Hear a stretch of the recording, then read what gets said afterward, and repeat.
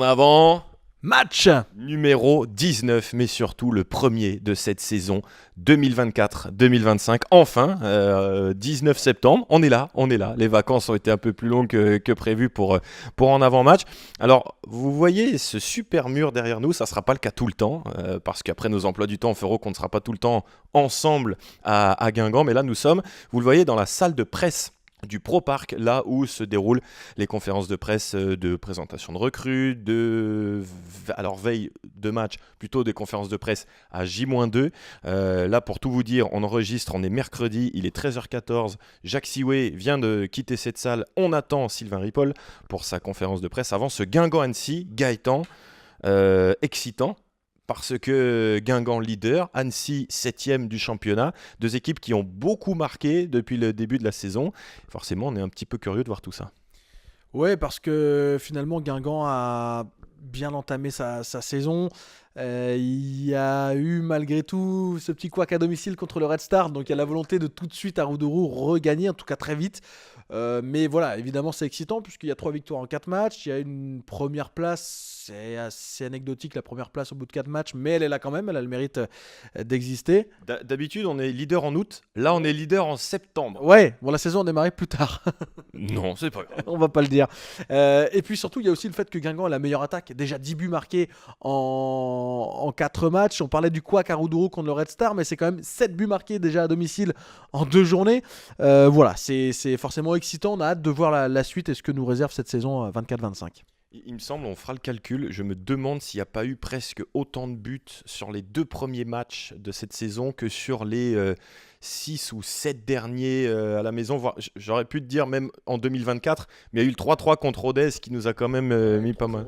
Et le 3-0 Valenciennes. Mais oui, bon, déjà, ce sont de bons prémices pour les Ripoll. Vous voyez, c'est notre premier thème de la saison. Alors, ça englobera beaucoup de choses, vous allez le comprendre dans quelques instants. Mais évidemment, on voulait revenir sur les premières semaines réjouissantes de l'ère Ripoll. Ensuite, eh bien, c'est vous qui avez choisi, chers amis auditeurs, téléspectateurs.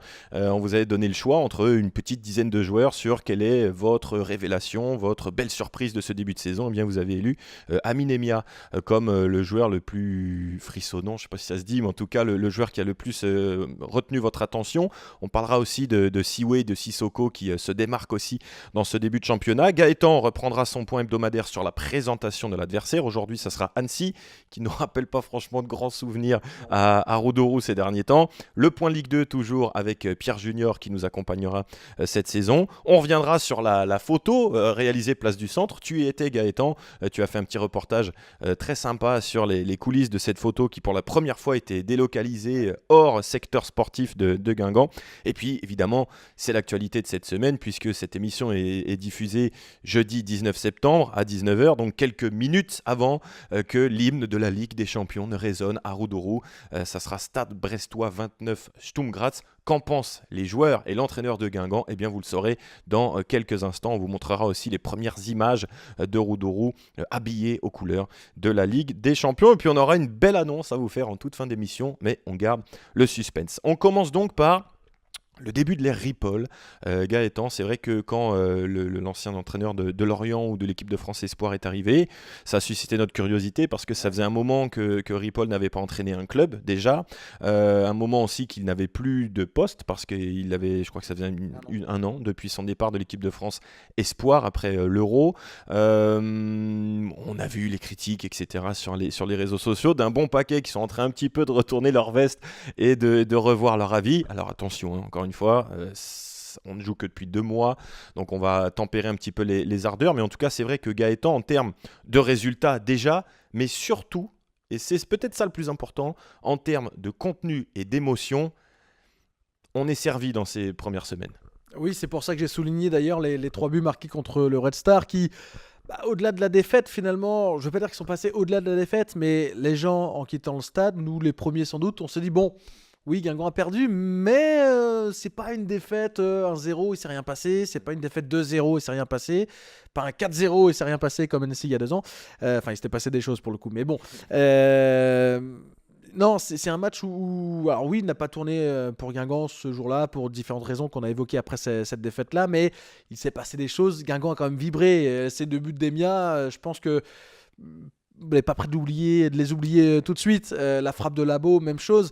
C'est un match vraiment où Guingamp, malgré la défaite, a vibré. Et c'est ça qui est important aussi au-delà des résultats, parce que Sylvain Ripoll l'a dit, des matchs, Guingamp va en perdre d'autres. Ça, on le sait très bien. Guingamp va en perdre dans la saison, le moins possible, on l'espère, mais Guingamp en perdra. Et ce qu'il faut, c'est que même quand il a des défaites, que Guingamp, c'est vrai, se montre malgré tout enthousiasmant dans son jeu, qu'on retienne aussi, au-delà des résultats, d'autres leviers qui peuvent être parfois des motifs d'espoir, ou en tout cas qui donnent envie de suivre aussi de suivre cette équipe. Voilà, une équipe qui a vraiment, c'est vrai, montré des intentions de jeu différentes de ce qu'on avait pu voir avant, hein. C'est sur les 3 saisons sous Dumont où il y a eu d'ailleurs des très bons passages aussi. Là, ça a vraiment switché sur quelque chose de différent. Et une équipe, c'est vrai, qui est quand même portée vers l'avant et qui, à la différence des précédentes saisons, a aussi beaucoup plus le ballon et beaucoup plus cette maîtrise finalement des tempos du match. Oui et non, parce qu'on y reviendra peut-être, mais notamment à Rodez, ça n'a pas été le cas tout le long.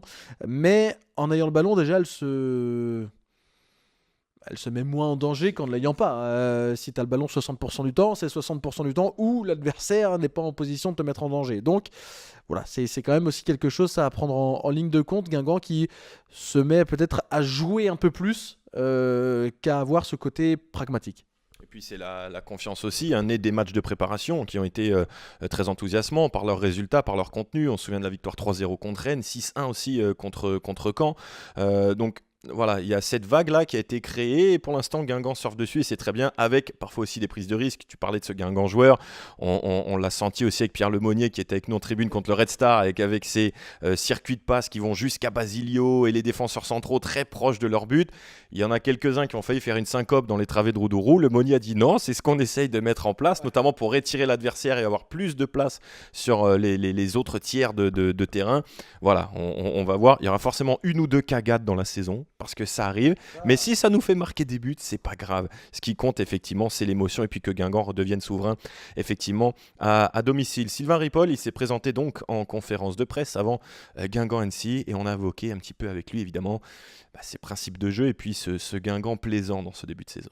Je pense qu'on a fait des bonnes choses depuis, ça s'est enclenché autour du 3e match de préparation à peu près.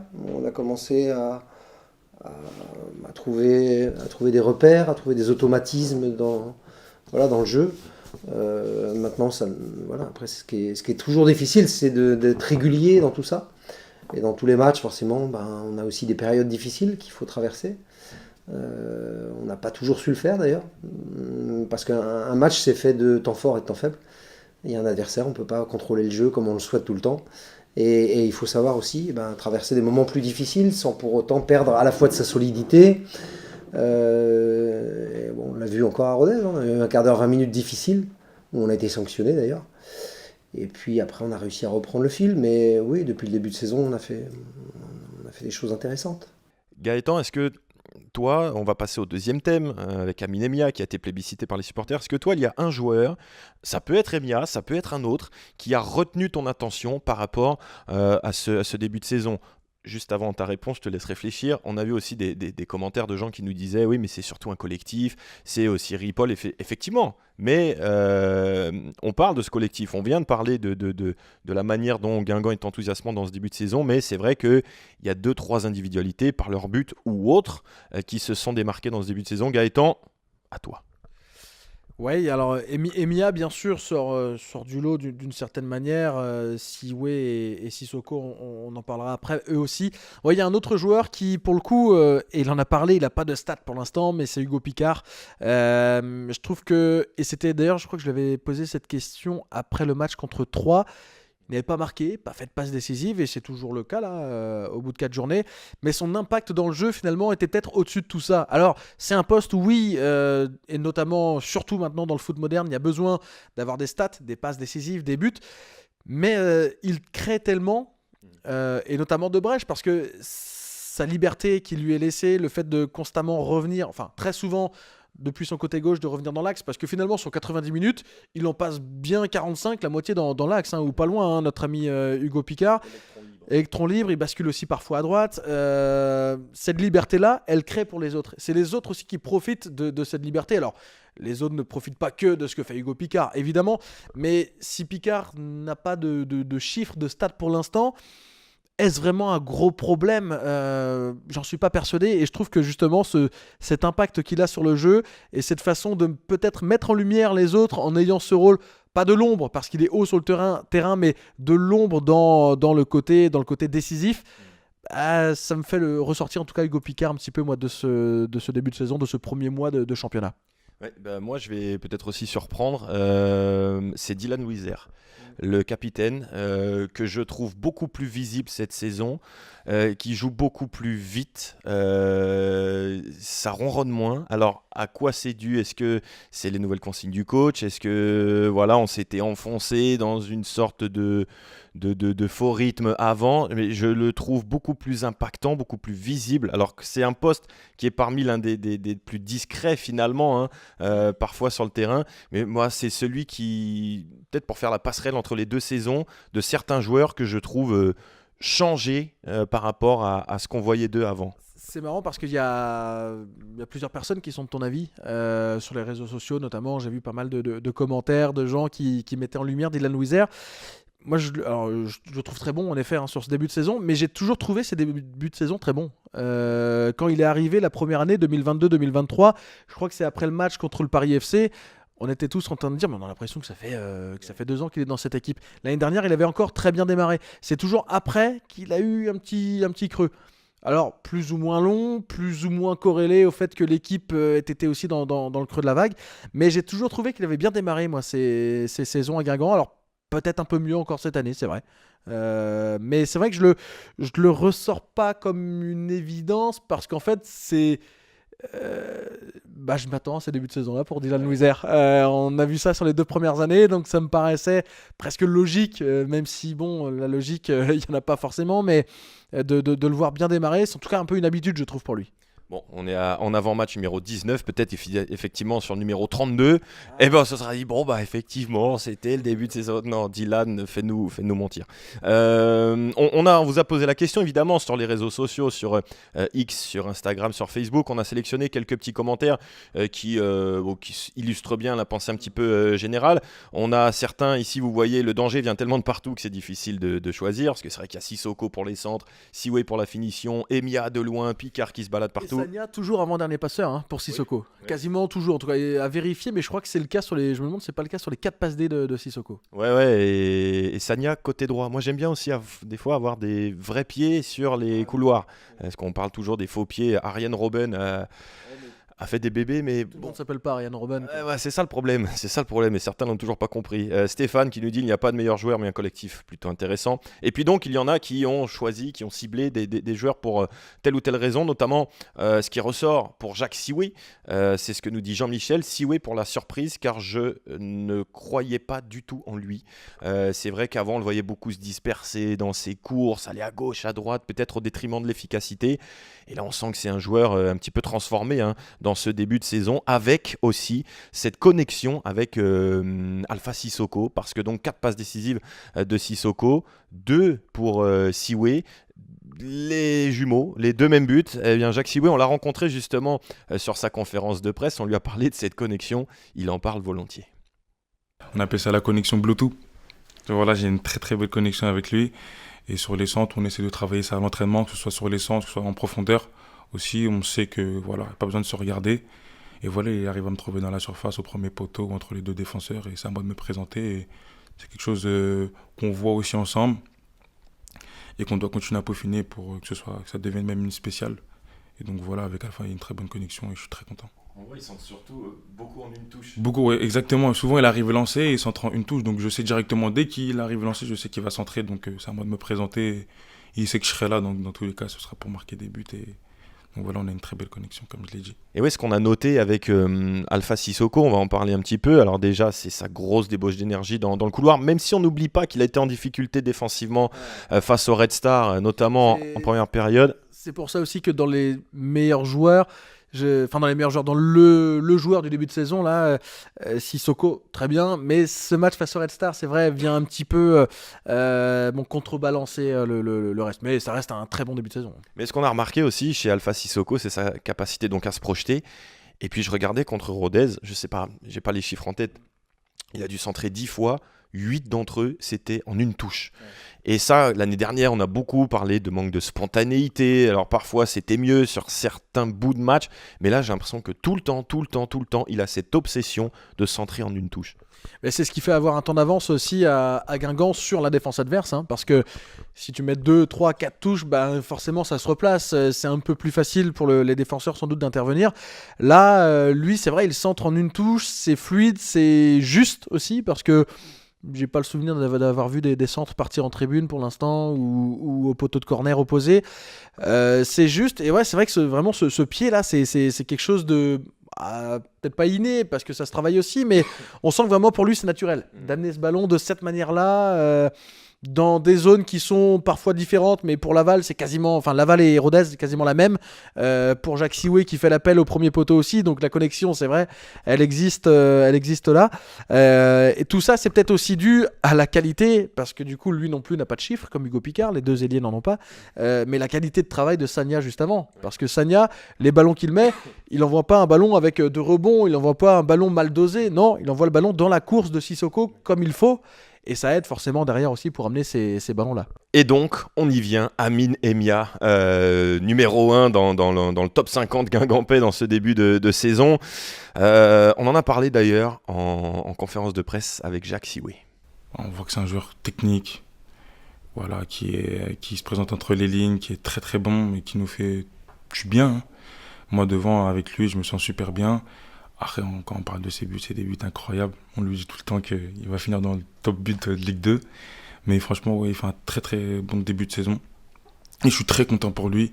Et nous, on va continuer à l'aider comme ça, à qu'il marque des buts, à qu'il nous apporte dans le jeu. Et franchement, c'est une très bonne recrue. C'est vrai que ce qui marque, au sens propre comme au sens figuré, c'est ses buts. Mais au-delà de ça, j'ai découvert chez lui, notamment sur les matchs de préparation, et c'est ce qui m'a frappé, sa qualité balle au pied, mais surtout sa capacité à résister sous pression. Parce qu'en Ligue 2, on voit beaucoup de défenseurs hargneux, de prise à 2, de prise à 3, et lui, voilà, il panique jamais, il y a très peu de déchets dans son jeu pour l'instant, et c'est lui qui souvent éclaire le jeu. On l'a vu lors du match contre le Red Star, dès que le ballon passait par lui, Guingamp dominait. Dès qu'on l'a plus trop trouvé, notamment en début de seconde période, c'est là que Guingamp a eu des problèmes à se créer des occasions et des opportunités.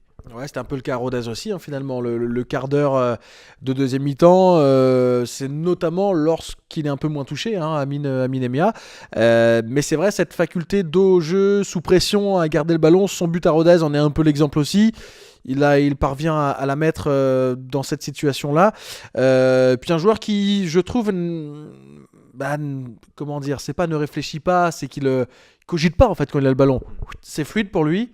Il la distribue, il sait où il va, il n'est pas en train d'attendre. Alors c'est aussi parce que les appels sont bons à côté de lui, mais il n'est pas en train d'attendre et on se dit ah non, la passe c'était une seconde avant qu'il fallait la faire. Non, il est juste dans le tempo du match. Voilà. Après c'est vrai que contre le Red Star, on l'avait vu s'éteindre un peu sur la deuxième mi-temps.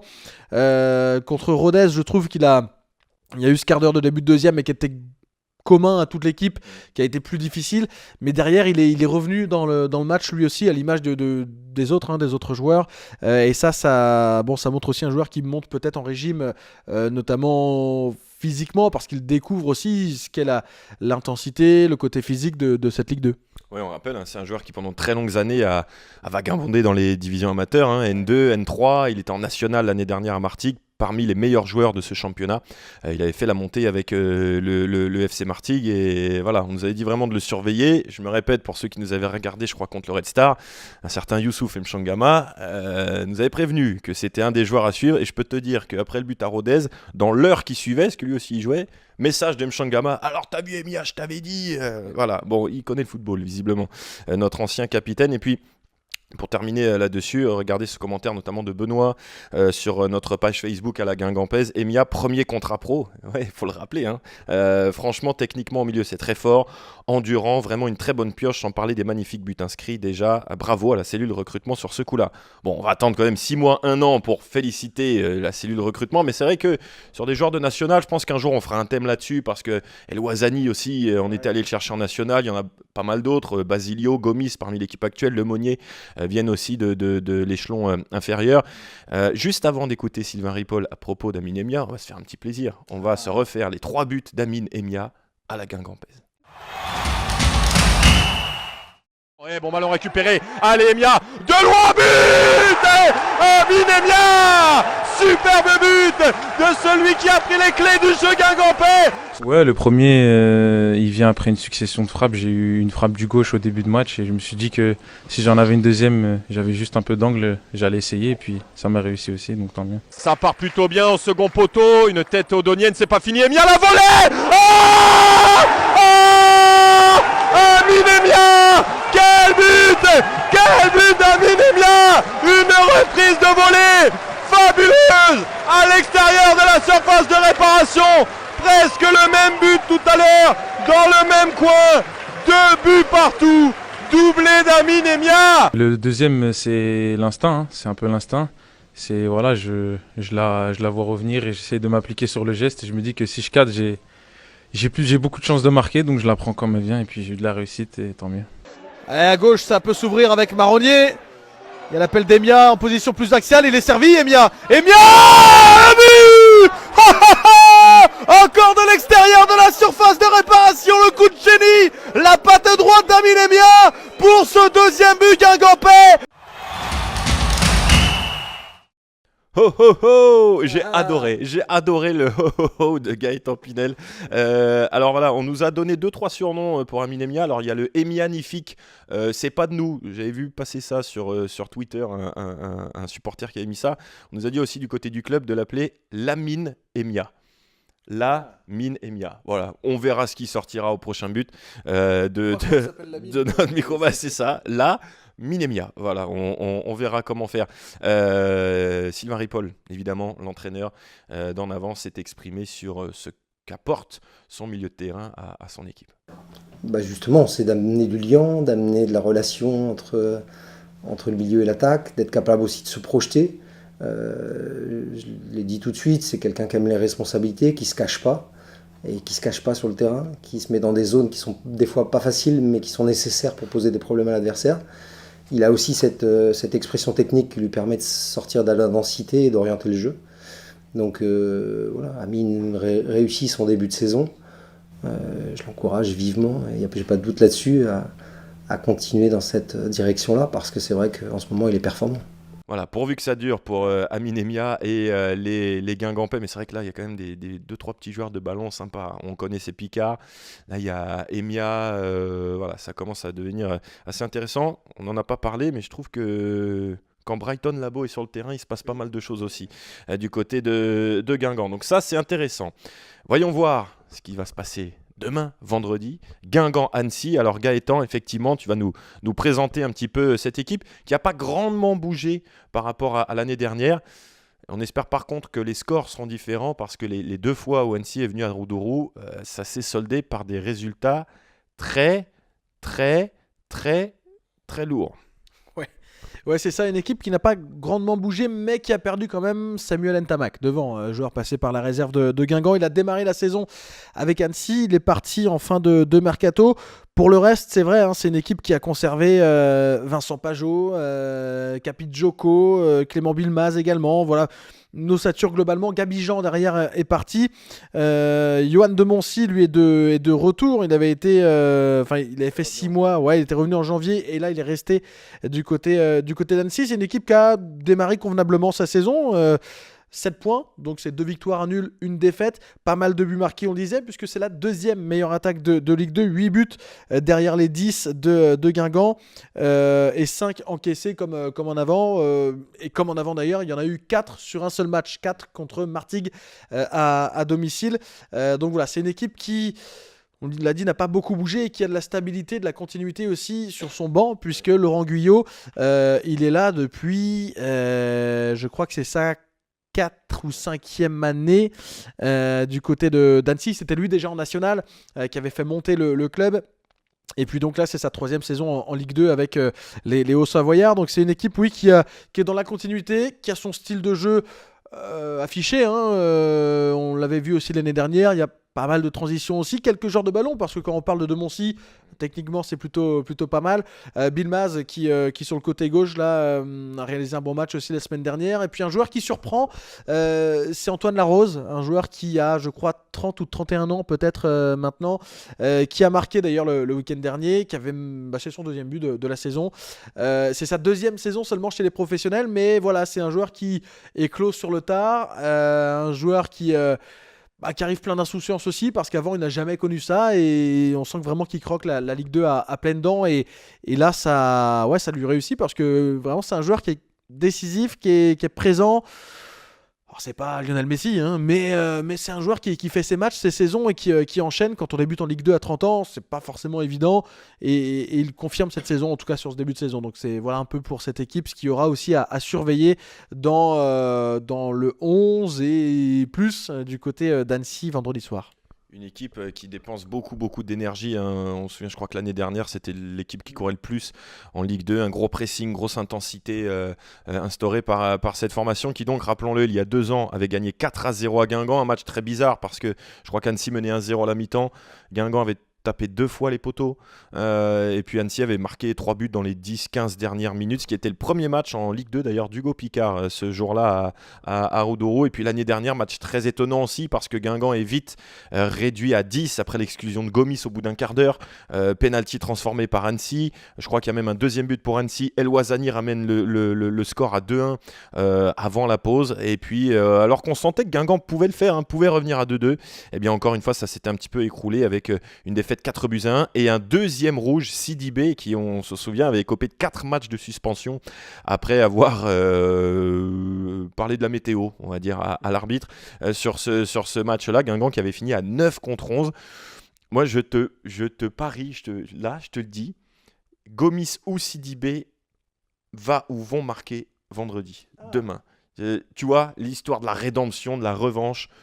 Voilà, je te donne pas de score, mon prono c'est celui-là. Un but de Gomis ou de Sidibé contre Annecy. Ce sera déjà ça de prix. Faut pas en encaisser 4 par contre. Ouais, mais bon, s'il y en a un, ça veut dire que peut-être Guingamp peut le gagner. Voilà, on verra ce qui se passe donc vendredi, match à 20h, prise d'antenne 19h45 sur à la Guingampaise, donc pour cette journée de Ligue 2 où beaucoup de matchs vont se jouer en même temps, parce que mardi il y aura une journée aussi de championnat face au Paris FC à Charletti, et avant cette 6e journée, il y a la 5e avec notamment 3 matchs qui ont retenu l'attention de Pierre Junior qui vous les présente. Ça y est, c'est reparti pour la Ligue 2 BKT saison 2024-2025 et on en est déjà à la 5e journée ce week-end. Quelques petites affiches intéressantes sur lesquelles on va se pencher, notamment le Sporting Club de Bastia face au Paris FC. Le Paris FC, une équipe ambitieuse, 3 victoires en 4 matchs depuis le début de la saison, qui a réalisé un mercato XXL, avec notamment l'arrivée de Maxime Lopez, l'ancien joueur de l'Olympique de Marseille, ou encore Jean-Philippe Crasso, grand buteur de l'AS Saint-Etienne lors des années 2020-2023. Il avait inscrit notamment 18 buts en championnat. De son côté, le Sporting, une équipe qui a eu un mercato agité en coulisses, notamment avec l'arrivée de Frédéric Antonetti comme directeur sportif. C'est un visage bien connu du monde professionnel en France. Il a amené à la tête de son équipe Benoît Tavenot, un homme qu'il connaît bien et qui manœuvre pour l'instant bien son équipe. Aucune défaite pour le Sporting, 2 victoires, 2 matchs nuls. Ce sera donc un match à surveiller. Ce sera ce vendredi 20h, le Sporting face au Paris FC. Dans le même temps se jouera un match entre ces 2 équipes en difficulté depuis le début de la saison. Les Stacks 3, les Stacks de Stéphane Dumont, qui n'a pas encore gagné le moindre match, qui a réussi à récolter un petit point sur la pelouse de Bastia la semaine passée, qui reçoit le Rodez Aveyron Football, dernier du championnat, une équipe qui était en pleine réussite la saison passée, mais qui cette saison a énormément de difficultés. 4 matchs, 4 défaites, et notamment 7 buts encaissés par les hommes de Didier Santini. Ce sera un choc à ne pas manquer, le 17e face au 18e du championnat. On clôturera ce week-end de Ligue 2 avec le match entre le FC Metz et le FC Lorient, 2 équipes reléguées mais qui sont pour l'instant en bonne phase de reprise. Le FC Metz 5e, 2 victoires, 2 nuls. Le FC Lorient 3e, 3 victoires, 1 défaite. Ça se déroule pour l'instant pour le mieux pour ces 2 équipes et il faudra surveiller également cette rencontre. Voilà donc pour les quelques petits enjeux de cette 5e journée de Ligue 2 qui démarre ce vendredi à 20h. Voilà pour cette 5e journée de Ligue 2. On basculera très vite sur le match du Paris FC. Il n'y aura pas d'avant-match avant le Paris FC, mais avant le match contre Caen, lundi.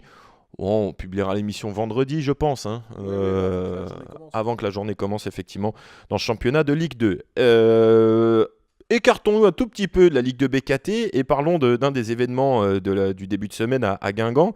C'était la photo de l'équipe. Alors, traditionnellement, pendant de très très longues années, ça a été au stade de Roudourou jusqu'à l'éclosion, oui, la construction du Pro Parc où nous sommes aujourd'hui pour en avant-match, où généralement tout ça se déroulait sur le terrain d'entraînement du Pro Parc. Et là, depuis quelques mois, cette idée germait au niveau de la communication d'En Avant de Guingamp, faire la photo en ville. Et évidemment, qu'est-ce qui est le plus connu à Guingamp? C'est la fontaine de la Plomée, c'est la place du centre, en plus illustrée cette année par le maillot extérieur avec les motifs blancs qu'on vous avait présenté. Gaëtan, tu y étais, c'était lundi après-midi. Il y avait aussi deux supporters qui avaient été tirés au sort, qui ont gagné un concours pour remporter leur photo avec l'équipe. Raconte-nous un petit peu l'ambiance juste avant de découvrir de redécouvrir ton reportage. Très détendu, un moment très détendu, très sympa, convivial entre les joueurs et les joueuses, parce que l'équipe féminine a elle aussi eu le droit à sa photo de groupe dans la foulée devant la Plomée. Vraiment un moment sympa, voilà, tout le monde est arrivé en fait en voiture, chacun est arrivé avec des groupes de 3-4 par voiture, s'est installé un petit peu tranquillement, a pu discuter un petit peu aussi avec les partenaires, puisqu'il y avait plusieurs partenaires, comme c'est de coutume, de les inviter, qui étaient présents pour qu'ils aient aussi leur photo avec l'effectif. Et puis voilà, ça s'est fait ensuite dans la bonne humeur, avec un Teddy Bartouche qui lui avait insisté pour qu'il y ait une photo un peu décalée, photo un peu cool, sympa, qui pourrait être affichée notamment dans les couloirs du Pro Parc ou de Roudourou. Donc voilà, ça s'est déroulé vraiment de manière très, très sympathique. Tout le monde s'est prêté au jeu, des interviews aussi. Il y avait quelques médias pour les solliciter, dont nous avec Alain Guingampès. Et voilà, c'était vraiment un moment très sympa. Les résultats du début de saison aidant. Mais globalement, ce sont toujours des moments plutôt cool, où tout le monde peut discuter avec tout le monde et un petit peu passer un moment différent de l'avant ou l'après-match qu'on a l'habitude de voir évidemment à Roudourou. C'était donc lundi et c'était place du centre.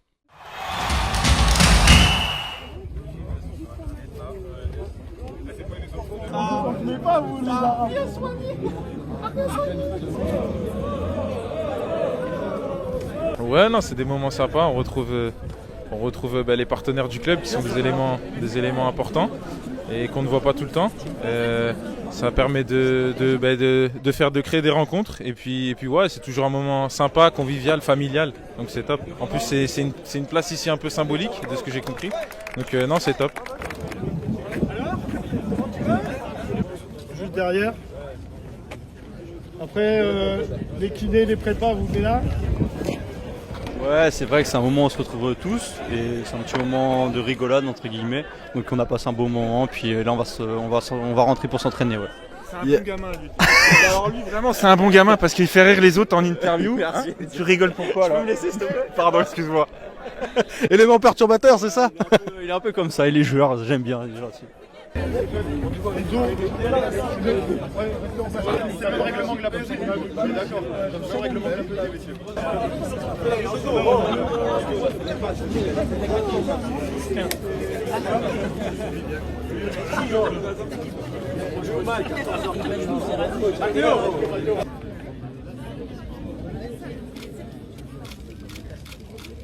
Il y en a un dans le vestiaire qui est un peu foufou, c'est Teddy Bartouche. Voilà, il a voulu faire son rigolo, on l'a fait, puis avec plaisir.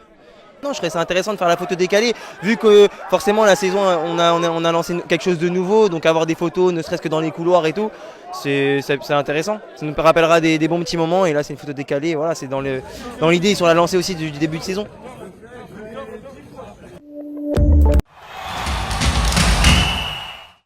Je veux que tu nous racontes un peu les coulisses ou ce qu'on n'a pas vu de la scène entre Basilio et Picard, qui nous a bien fait marrer, parce que Basilio, on le voit absolument pas arriver. Qu'est-ce qui s'était passé ? En fait, vous avez quasiment tout vu. Il y a eu une interview de Basilio pour un autre média. Visiblement, ça je ne l'ai pas vu, mais Picard est venu le déstabiliser. Hugo Picard est venu un peu gêner Enzo Basilio, le taquiner gentiment. Et donc, Enzo Basilio, vous l'avez vu dans ce reportage, a pris sa revanche sur Hugo Picard.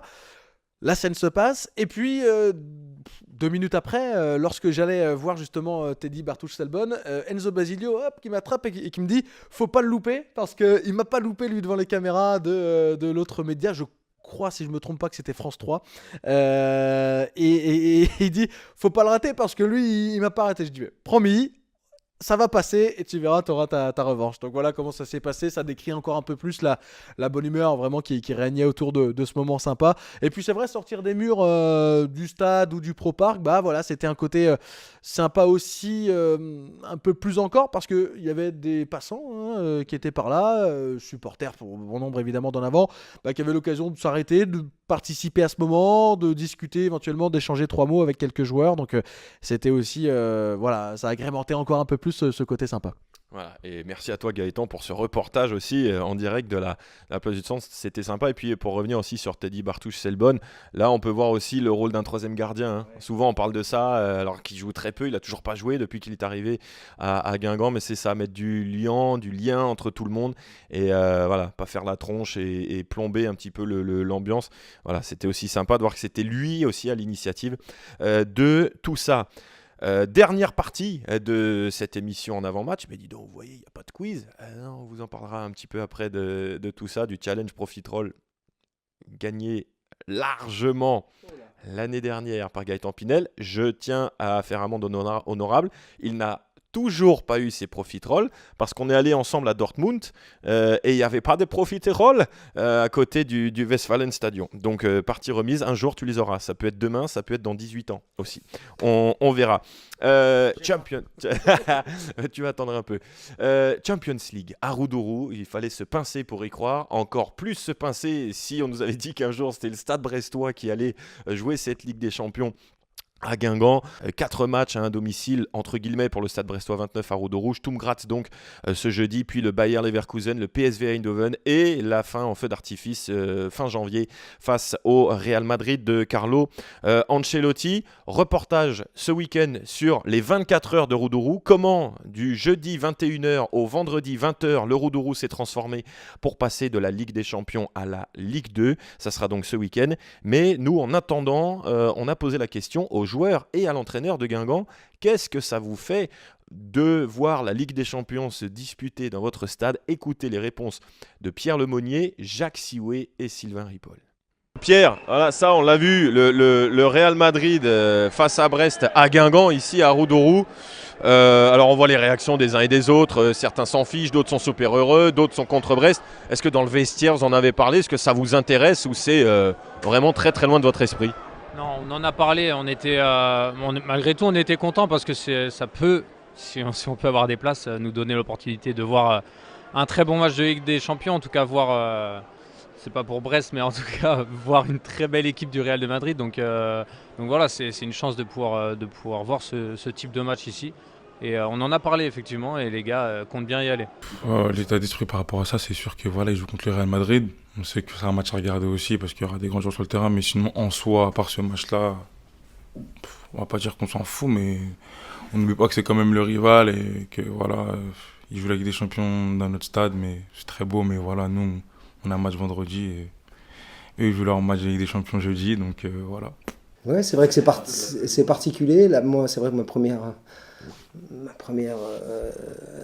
idée, c'est de se dire est-ce que le lendemain, la pelouse sera en bon état? Mais je crois savoir qu'ici, on a quelqu'un qui s'en occupe parfaitement, que le terrain répond bien et que là-dessus. C'est 3 matchs, parce qu'il y a les séances d'entraînement. Il y a les 2 séances d'entraînement, et de Brest et des Autrichiens, me semble-t-il. Ouais, ça fait comme 3 matchs, il dit. Ouais, donc il semblerait que la pelouse soit en capacité d'accepter ça. Donc voilà, après, c'est vrai que le fait de se dire que la veille, il y a un match de Ligue des Champions, c'est particulier. Mais en tout cas, on sera de tout cœur derrière Brest pour qu'ils puissent faire un résultat la veille au soir. Mais nous, on a notre match du lendemain qui, pour nous, est important, évidemment. Qu'est-ce que ça te fait, toi, d'avoir la Ligue des Champions, entre guillemets, chez toi, chez nous, à Roudourou? Je crois que là, vous voyez le petit dessin qui représente la tribune présidentielle et le Roudourou vu de derrière. Quel est ton sentiment? On en a déjà parlé, mais en fin de saison dernière, où c'était pas encore tout à fait officiel. Là, vu que ça arrive dans les heures qui suivent, quel est ton état d'esprit? Bon, moi, j'ai pas d'animosité du tout par rapport au Stade brestois. Voilà, c'est leur aventure qu'ils en profitent, les Brestois. Après, voilà, ce qui est particulier quand même, c'est d'avoir. C'est plutôt pour l'histoire de Roudourou, pour l'histoire du stade, de se dire que le Real Madrid sera passé là, le PSV Eindhoven, premier club hollandais d'ailleurs aussi à venir, le Bayer Leverkusen, il y avait déjà eu les Allemands d'Hambourg, et puis les Autrichiens de Sturm Graz. Ça. C'est au-delà, parce qu'évidemment certains vont dire oui mais c'est Brest, ça nous concerne pas, on s'en fiche un peu. C'est pas que ce soit Brest ou ça aurait pu être Lorient ou Concarneau ou peu importe qui, c'est pas ça qui compte tant, c'est surtout mais quelles équipes européennes vont venir à Guingamp. Et là on le sait, et pour l'histoire de Roudourou, de dire voilà, mais vous avez vu Carlo Ancelotti et ses joueurs ont été eux dans ce vestiaire de Roudourou, ont été sur ce banc de touche là, en tout cas positionnés ici. Il y a eu telle ou telle organisation pour la zone média à Guingamp, pour d'autres choses encore mises en place. Voilà, c'est un peu tout au-delà du match, au-delà du résultat, de ce qui va s'y passer. C'est l'histoire que ça va amener au stade. Après, encore une fois, que ce soit Brest ou un autre, l'important n'est pas là, mais vraiment, en tout cas de mon point de vue, de l'histoire que ça va amener à Roudourou. Évidemment, nous on va moins pétiller que pour les matchs d'Europa League qui concernent Guingamp il y a 10 ans, c'est évident, mais voilà, ça a ce côté plutôt historique pour moi. Exactement, et moi c'est la musique, c'est le moment. Alors j'espère que la sono va être à la hauteur de l'événement, mais juste l'entendre une fois, c'était quelque chose qui berçait nos doux rêves très très très très lointains. Et là, pouvoir l'entendre à Roudourou, c'est vrai que c'est quand même assez important. Et moi, il y a un dilemme que je me pose depuis 3 mois, c'est est-ce qu'il vaut mieux jouer la Ligue des Champions, mais pas dans ton stade, ou ne pas la jouer, mais que ça soit dans ton stade? Quelle est la meilleure position en tant que supporter de Brest ou de Guingamp? On va mieux la jouer quand même.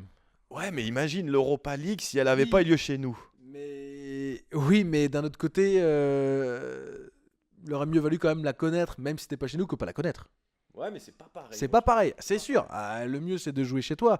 Mais bon, si à Brest, tu leur dis c'est pas chez vous, vous la faites pas sûr qu'ils soient totalement d'accord avec cette idée-là non plus. Ils disent tant pis, c'est pas chez nous, mais bon, on va quand même affronter le Real, on va affronter les Leverkusen et d'autres à l'extérieur encore.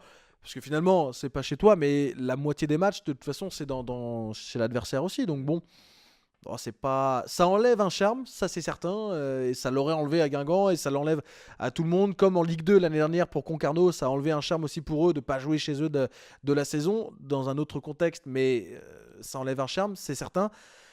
Maintenant, souvenons-nous de l'épopée 72-73. Est-ce que les gens qui en parlent, qui ont connu ça, sont vraiment gênés par le fait qu'il y ait un match qui soit joué à Brest, par exemple? Pas tant que ça, j'ai pas l'impression. À Lorient. Mais t'étais amateur. Oui, mais finalement, le statut, il change quoi dans l'histoire? Pas. C'est l'aventure en elle-même. Si Brest bat le Real Madrid, ils retiendront pas forcément que c'était à Le Blé ou à Roudourou. Ils retiendront qu'ils ont battu le Real Madrid. Ouais. Après, ça enlève un charme, ça, je suis absolument d'accord. Mais bon, vaut mieux la jouer quand même. Ouais, non, mais moi j'entends les arguments. Tu vois, c'est juste un dilemme. c'est même pas que je préfère, c'est que je me pose la question et ça fait 3 mois que j'ai pas la réponse. J'ai tous tes arguments d'un côté là de mon cerveau et de l'autre, je me dis c'est comme quand Rennes avait joué la Ligue des Champions à huis clos chez eux. C'est encore différent parce que là, pour le coup, Brest va quand même profiter d'un stade plein. Donc, tu as une atmosphère quand même qui va se dégager de ça. C'est vrai que Rennes, c'était frustrant parce que eux, ils n'avaient pas il y avait personne ou 5000 sur certains matchs peut-être. 5000 sur le premier et 0 sur les deux autres. Ouais, c'est ça. Donc bon, ça c'était encore un peu différent. Mais bon, voilà, Brest savait de toute façon qu'en allant en Europe, c'est pas comme si c'était quelque chose d'inattendu où on était sûr qu'ils allaient jouer à le blé et finalement non. Bon, ils s'y étaient préparés au fait que ça se joue pas là-bas sans doute. Je pense que ça les empêchera pas un peu, mais pas énormément, de profiter de l'aventure. Voilà. En tout cas, tu m'as peut-être fait avancer sur ma réflexion qui me hante. Absolument pas. Depuis 3 mois, mais où j'avais du mal à trouver la réponse idoine. Voilà donc pour la petite page Champions League. On vous rappelle un rendez-vous ce week-end pour voir cette Ligue des Champions sous le prisme Roudourou, parce qu'on est à la Guingampès, donc on va très peu, voire pas du tout, parler des matchs de Brest et de leurs résultats. Mais voilà, on verra ça par le prisme de notre Roudourou d'amour. Dernière partie de cette émission. Alors, pas de quiz entre nous cette saison. En tout cas, je ne crois pas. On verra. Peut-être que tu pourras t'inscrire. Parce qu'en fait, le quiz cette année, chers amis, vous n'allez pas le regarder, vous allez y participer. Ça va être vous, cette saison, chers supporters et supportrices, qui pourraient y participer. Alors, comment ça va se dérouler ? Eh bien là, cette semaine, on va lancer un appel à candidature. Peut-être qu'on le lancera pour le prochain avant-match, peut-être pour un petit peu plus tard. Mais en tout cas, il y aura 2 supporters qui vont participer et ça sera un petit peu, vous savez, comme tout le monde veut prendre sa place. Le gagnant du quiz restera la semaine suivante jusqu'à ce qu'il perde. Et au bout de 3 matchs, il y aura un cadeau. Au bout de 5 matchs, il y aura peut-être un plus gros cadeau. En tout cas, voilà, ça sera votre défi à vous, chers supporters, cette saison. On en connaît 2 ou 3 qui ont fait le quiz. Je pense que si eux s'inscrivent et sont tirés au sort, ils peuvent rester un long moment, on essaiera de les piéger. Donc voilà, en tout cas, c'est à vous. Le quiz est à vous cette saison, chers amis supporters et supportrices, sur À la Guingampèse. Voilà pour cet en avant-match numéro 19, le premier de la saison 24-25. Guingamp-Annecy, c'est demain, 20h, prise d'antenne, 19h45. Je serai aux commentaires, j'ai une pression énorme sur les épaules. 3 matchs, 3 victoires, 1 match, 4 buts encaissés, 0 points. 3 buts hors surface, mais bon, ça c'est... Ah non, moi, j'ai eu 3 buts hors surface, mais bon, c'est un peu du pipeau vu qu'on a ramené 0 points. Voilà, donc j'espère débloquer le compteur, sinon... je vois qu'on traite encore... Je t'ai vu que sur les commentaires, on traite encore de chat noir. C'est un truc qui te suit depuis 2 ans, alors que l'année dernière, il avait une bien meilleure moyenne de points que moi, mais écoute, voilà, c'est comme ça. Après, si on dit que je suis le chat noir, mais que quand je commente, ça gagne à chaque fois... Voilà. Franchement, c'est très bien. Ouais. Allez, on te retrouvera aussi en zone mixte. Gaëtan, on fera le débrief ensemble à Roudourou, Guingampais. Bon match.